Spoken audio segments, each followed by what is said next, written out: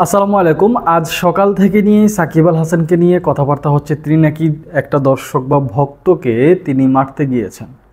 যেই video footage আমি দেখেছি, অন্তত দুইটা ফুটেজ দেখেছি, সেখানটা এটাই দেখা গেছে যে সাকিব আল হাসান একটা দর্শককে মারতে গেছেন, চর মারার মতন সেই অঙ্গভঙ্গি তিনি করেছেন, মেজাজ হারিয়েছেন। আরেকটা ফুটেজে দেখা গেছে সাকিব আল হাসান একটা দর্শক যখন তার সাথে ছবি তুলতে চেয়েছেন তখন তিনি তাকে হাত দিয়ে এইভাবে তাড়িয়ে দেওয়ার চেষ্টা করেছেন।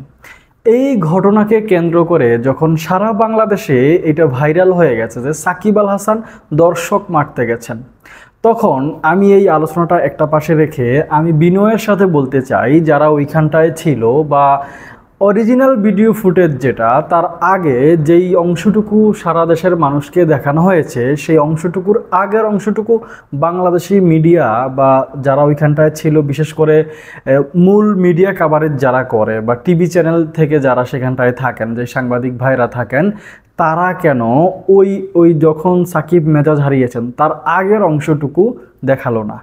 এই প্রশ্নের জবাব আপনি কার থেকে নেবেন? আমি আপনাদেরকে এখন বেশ কিছু ছবি অবশ্যই দেখাচ্ছি, আপনারা দেখছেন।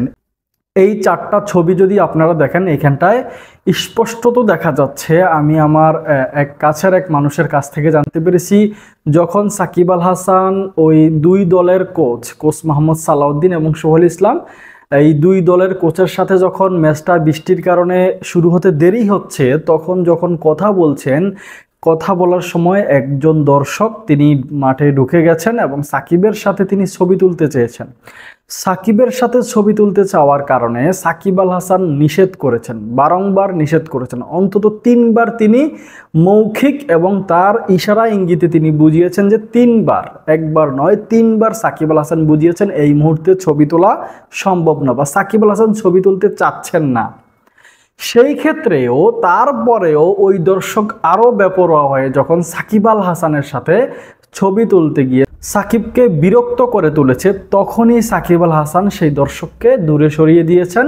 তাকে অন্তত যেটা দেখা গেছে যে সাকিব আল হাসান হয়তো মারতে চেয়েছেন বা সাকিব আল হাসান মেজাজ হারিয়ে ফেলেছেন, কিন্তু এই অংশটুকুই আমাদের মিডিয়ারা প্রকাশ করেছে। সাকিব যে প্রথম তিনবার যে ইশারা ইঙ্গিতে বা মৌখিকভাবে ওই ভক্তকে নিষেধ করেছেন, সেটা কিন্তু দেখানো হয়নি।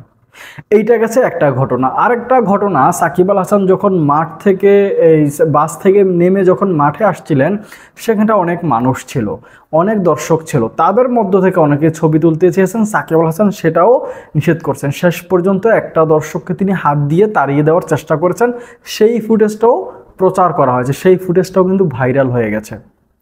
এখন আমার প্রশ্নের জায়গা হচ্ছে, ব্যক্তিগত মানুষ হিসেবে সাকিব আল হাসান মেজাজ হারাতেই পারেন। তারা অনেকটা সেলিব্রিটি মানুষ, তাদের আশেপাশে অনেক মানুষ থাকে, বিভিন্ন সময় তারা বিভিন্ন কারণে মেজাজ হারিয়ে ফেলেন। এটা তো আপনি মানুষ হিসাবে আপনার ভুল হতেই পারে, এটা আপনাকে মেনে নিতেই পারেন।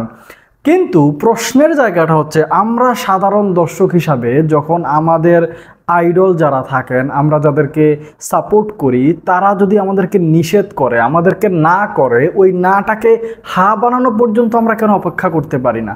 আমরা কেন বেপরোয়া হয়ে তাদের নিষেধাজ্ঞা সত্ত্বেও তাদের ঘা ঘেঁষে ছবি তুলতে যাই, তাদের কাছ থেকে ক্যাপ নিতে চাই? এই যে আমরা আমাদের নিজেদেরকে এইভাবে কন্ট্রোল কেন করতে পারছি না? এইটা অন্তত করা উচিত। দ্বিতীয়ত, সিসিডিএম লিস্টে ক্রিকেট এইটা হচ্ছে, মানে লিস্টের ভিতরে অন্তর্ভুক্ত একটা টুর্নামেন্ট হচ্ছে। এই টুর্নামেন্টে এর আগেও বহুবার দেখা গেছে যে মাহমুদুল রিয়াদ মেজাজ হারিয়েছেন, তামিম ইকবাল গালিগালাজ করেছেন।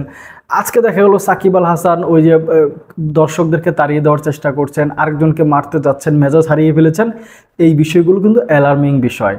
সিসিডিএম বলেন বা বাংলাদেশ ক্রিকেট বোর্ড বলেন, যারাই এই সমস্ত টুর্নামেন্ট আয়োজন করে, সবার আগে ক্রিকেটারদের নিরাপত্তা, মাঠের ভেতরকার নিরাপত্তা আগে জোরদার করা উচিত। আমার কাছে মনে হয় একটা দর্শক যখন কোনো একটা ক্রিকেটারের কাছে যাবেন, সেই ক্রিকেটারের কাছে যাওয়ার আগে তার 3 স্তর বা 4 স্তরের সেই রকমের নিরাপত্তা বলয় আগে থাকা উচিত, কিন্তু সেটা সিসিডিএম করতে পারেনি।